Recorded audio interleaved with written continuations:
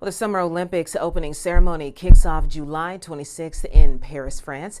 And while anticipation is growing, the pressure is especially on for athletes from Ukraine, with many saying this year's games, well, they're taking on a whole new importance. Chris DeMeo has that story.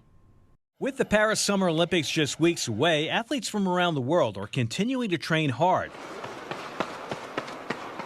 But while going for gold is a goal, many Ukrainian athletes feel this Olympics is about more than gaining personal glory, citing how it's critical they raise awareness for their country as the Russian invasion intensifies.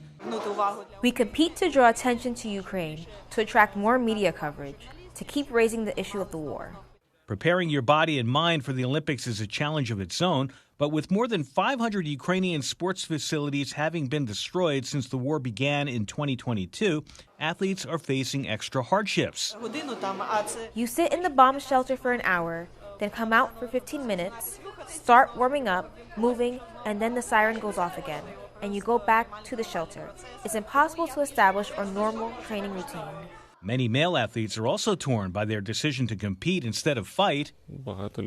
At first, you might wonder why many people, especially men, are defending the country while you're simply training. But then you realize that when you go out there, you're raising the Ukrainian flag. The war, meanwhile, is also impacting younger Ukrainians striving to take part in future Olympics.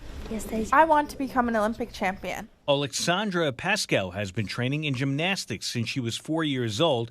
Now 8, she's pushing past an injury that resulted in her losing a leg after a Russian missile slammed into her home. Her coach says everyone is mustering the courage to press on. My primary task today is not to achieve high results in sports, but to preserve the mental and physical health of our children. Chris DeMeo, Fox News.